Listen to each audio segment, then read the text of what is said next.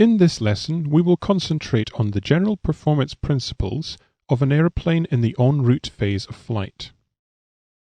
Performance in the en route phase can be measured using the aeroplane's range and endurance parameters.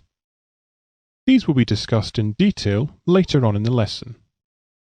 Let us firstly examine the forces acting on an aircraft in the cruise. These forces are split into couples. The first of these couples is produced by lift and weight. Weight acts through the center of gravity of the aeroplane directly towards the center of the Earth. Lift balances weight and acts through the center of pressure shown here. The effect of this couple on the aeroplane is to cause a nose-down pitching moment. The lift-weight couple is comparatively strong and thus the nose-down pitching moment is large. As an example of the size of these forces, in a 737-800 series, the maximum structural mass is 79,000 kilograms. At this mass, the aeroplane weighs around 770,000 newtons. Obviously, this weight will be balanced in cruising flight by an equal and opposite lift force of 770,000 newtons.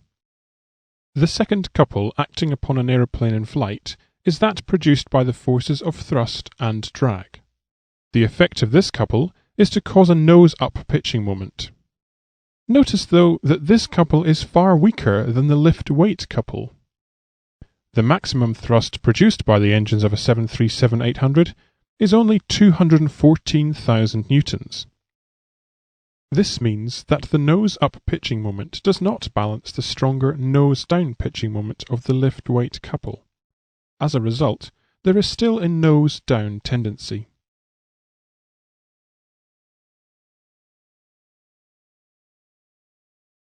In order to maintain level flight, we need somehow to generate an opposite moment which will balance the residual nose-down pitching tendency. This is achieved by the tailplane, or horizontal stabilizer, on the aeroplane's tail assembly. The horizontal stabilizer, or tailplane, must be set at an angle which will cause a nose-up pitching moment to balance the aeroplane, or, more commonly expressed, to trim the aeroplane. Notice that now the nose-up and nose-down pitching moments are in balance and level flight is possible. The downforce generated at the tail is called tailplane downforce or tail load. Although such a force is necessary for level flight, it does have two adverse effects on aircraft performance. Firstly, notice that the tailplane downforce acts in the same direction as weight. It therefore increases the effective weight of the aircraft. The second adverse effect of the tailplane downforce is its contribution to drag. The tailplane is an aerodynamic surface designed to produce lift. It will, therefore, produce induced drag as well as parasite drag.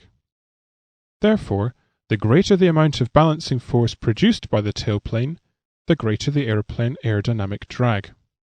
We will shortly understand that the two additional forces provided by the tailplane are detrimental to the aeroplane's en route performance in terms of range and endurance.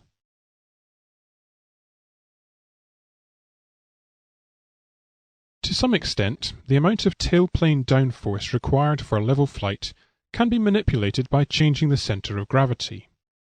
In flight, this can be done in one of two ways.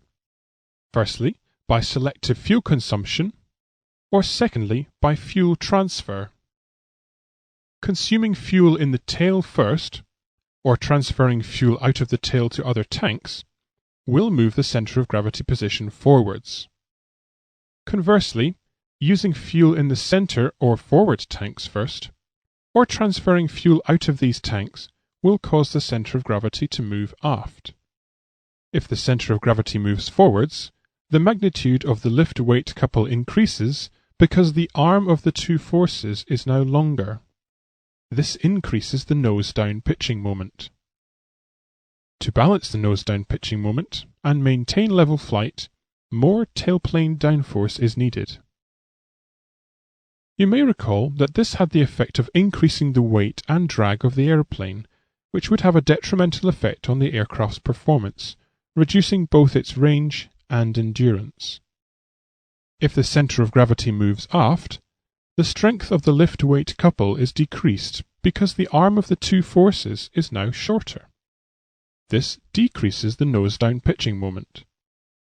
To balance nose-down pitching moment, less tailplane downforce is needed to maintain level flight. Reducing tailplane downforce reduces drag and effective weight, which will increase both the airplane's range and endurance capability.